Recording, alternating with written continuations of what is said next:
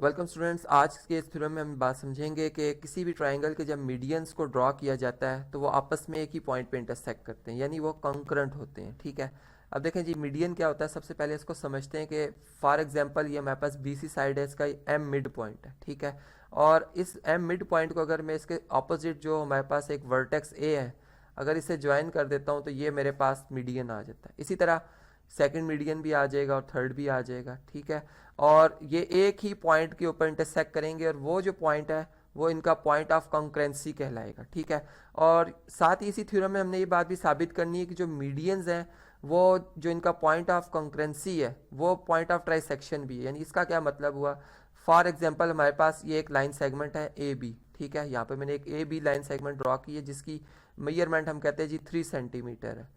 अब इसमें बात इस तरह से है कि अगर यहाँ पर एक हमारे पास एक और लाइन है जो कि इसको इंटरसेक्ट करती है और सी पॉइंट पे इंटरसेक्ट करती है। ठीक है, और हम ये कहते हैं कि ए से लेकर सी तक अगर ये डिस्टेंस हमारे पास 2 सेंटीमीटर हो और सी टू बी जो डिस्टेंस है ये हमारे पास अगर 1 सेंटीमीटर हो। ठीक है, तो इस लाइन ने, इस एल लाइन ने इस ए बी लाइन सेगमेंट को जो है वो जिस पॉइंट पे इंटरसेक्ट किया वो इनका पॉइंट ऑफ ट्राइसेक्शन कहलाएगा। यानी यहाँ पर जो इसका ये वाला पार्ट है ए टू सी, ये इस whole line segment A B का 2/3 पार्ट है, और ये जो सी टू बी जो हिस्सा रह गया ये वाला, ये इसका 1/3 पार्ट है। तो ये इस तरह से अगर दो लाइंस आपस में इंटरसेक्ट हो रही है तो हम कहते हैं कि वो आपस में ट्राइसेक्ट कर रही हैं। ठीक है, ये बात हमने अब यहाँ पे प्रूफ करनी है।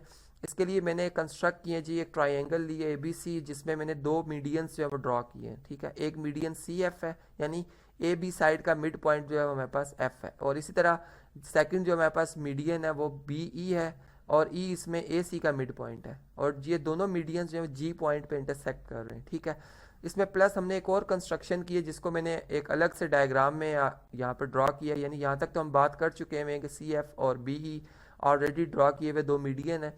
अब हमने ए पॉइंट से एक ड्रॉ किया जी एक लाइन सेगमेंट को इस तरह से कि वो इन दो मीडियंस के पॉइंट ऑफ यानी इंटरसेक्शन से पास हो रहा है। ठीक है, यानी ए से लेकर जी तक और फिर जी से लेकर एच तक जितना डिस्टेंस है आप ये हमने बराबर रखा है, यानी ये हमारी कंस्ट्रक्शन है, हमने खुद से ऐसा किया है।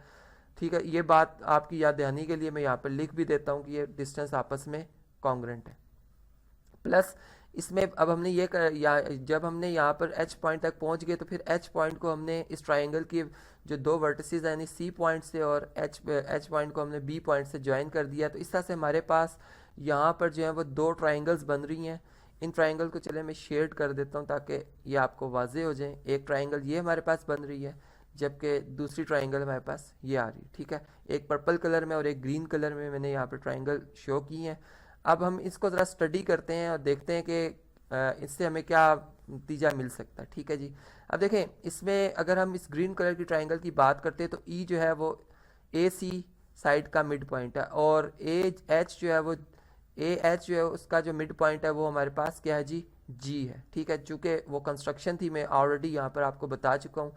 अब एक थ्योरम में हमने बात ये समझी थी कि जब हम एक ट्राइंगल के दो साइड्स के मिड पॉइंट्स को ज्वाइन करते हैं, ठीक है, तो वो हमेशा थर्ड साइड के साथ क्या होती है जी, वो साइड पैरेलल होती है। ठीक है, तो यहाँ पर ये बात बिल्कुल क्लियर होगी है कि जो जी ई लाइन सेगमेंट है वो पैरेलल होगी है G H C line segment के साथ। ठीक है, और अगर हम ये देखें कि बी ई भी इसी का एक पार्ट है और बी जी भी इसका एक पार्ट है, तो फिर हम ये कह सकते हैं कि बी जी जो लाइन सेगमेंट है और जो एच सी लाइन सेगमेंट है ये आपस में क्या है जी, पैरेलल है। ठीक है, तो ये यहाँ पर ये बात मैं इस तरह से लिख देता हूँ कि बी टू जी जो लाइन सेगमेंट है ये पैरेलल है एच टू सी लाइन सेगमेंट के साथ। ठीक है, अब हम पर्पल कलर की जो ट्राइंगल हमने यहाँ पर बनाई हुई इसको ज़रा समझते हैं। देखें इसमें भी अगेन ए एच बी ये हमारे पास ट्राइंगल बन रही जिसमें ए एच का मिड पॉइंट हमारे पास जी है जबकि ए बी का मिड पॉइंट हमारे पास एफ है, और इन दोनों मिड पॉइंट्स को ज्वाइन करने से हमारे पास जो लाइन सेगमेंट आ रही है वो एफ जी आ रही है जो कि बी एच लाइन सेगमेंट के साथ क्या होगी जी,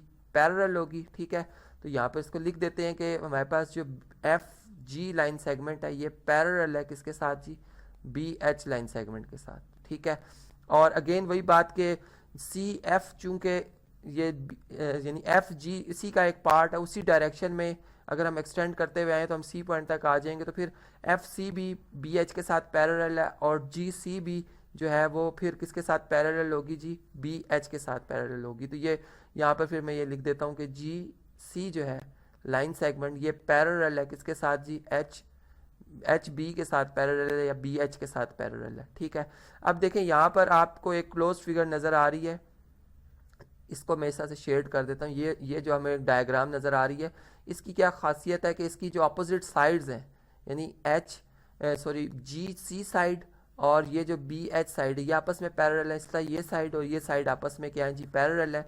तो इससे ये बात क्लियर हो जाती है कि हमारे पास ये जो शेप बन रही है, जिसको मैंने यहाँ पर भी शेड किया था, ठीक है, जो कि बी, अगर एक ऑर्डर में हम लिखें तो बी टू एच आएंगे, एच टू सी जाएंगे और सी से फिर जी की डायरेक्शन में आएंगे, तो ये जो है एक पैरेललोग्राम है, ठीक है। अब पैरेललोग्राम है तो फिर इस पे पैरेललोग्राम की तमाम जो डेफिनेशंस हैं, तमाम प्रॉपर्टीज़ जो हैं वो इस पे अप्लाई होंगी।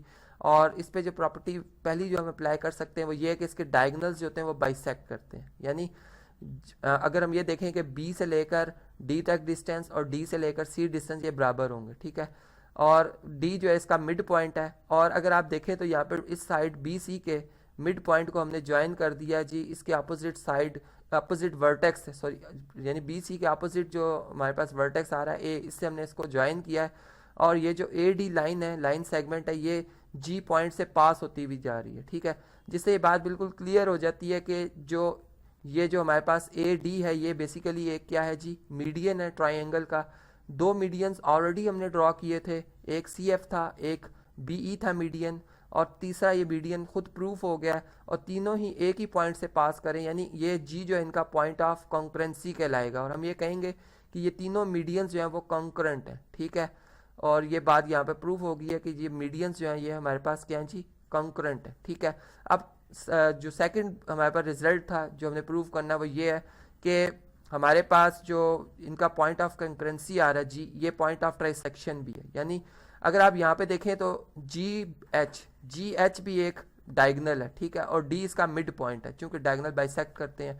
तो फिर हम ये बात इधर कह सकते हैं कि जी टू डी डिस्टेंस और डी टू एच डिस्टेंस ये आपस में कॉन्ग्रेंट होंगे, या हम ये भी कह सकते हैं कि जी टू एच डिस्टेंस अगर इसकी मेजरमेंट के हवाले से बात की जाए, इसका अगर हाफ, यानी इसका अगर डबल कर दिया जाए, ठीक है, किसको डबल कर दिया जाए जी टू डी डिस्टेंस को, तो हम किसके बराबर हो जाएंगे, जी टू एच डिस्टेंस के। और ऊपर हमने बात की थी कि A to G distance G to H distance के क्या है जी, बराबर है, ये हमारी कंस्ट्रक्शन थी।